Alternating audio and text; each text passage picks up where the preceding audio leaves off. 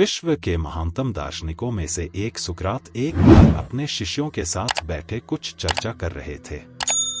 तभी वहां एक ज्योतिषी आ पहुंचा। वह सबका ध्यान अपनी ओर आकर्षित करते हुए बोला, मैं ज्ञानी हूं, मैं किसी का चेहरा देखकर उसका चरित्र बता सकता हूं। बताओ तुम्हें से कौन मेरी इस विद्या को परखना चाहेगा। सभी शिष्य सुकरात की तरफ देखने लगे। सुकरात ने उस ज्योतिषी से अपने बारे में बताने के लिए कहा। अब वह ज्योतिषी उन्हें ध्यान से देखने लगा। सुकरात बहुत बड़े ज्ञानी तो थे, लेकिन देखने में बड़े सामान्य थे, बल्कि उन्हें कुरूप कहना कोई अतिशयोक्ति न होगी। ज्योतिषी उन्हें कुछ देर निहारने के बाद बोला, तुम्हारे चेहरे की बनावट बताती है कि तुम सत्ता के विरोधी हो। तुम्हारे अंदर द्रोह करने की भावना प्रबल है।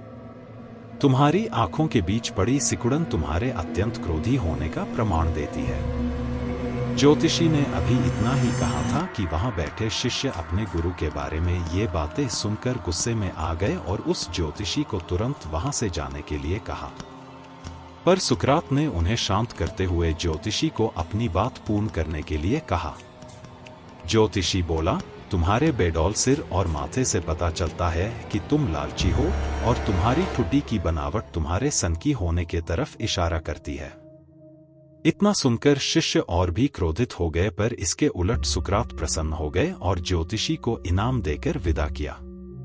शिष्य सुकरात के इस व्यवहार से आश्चर्य में पड़ गए और उनसे पूछा, गुरुजी, आपने उस ज्योतिषी को इनाम क्यों दिया, जबकि उसने जो कुछ भी कहा वो सब गलत है?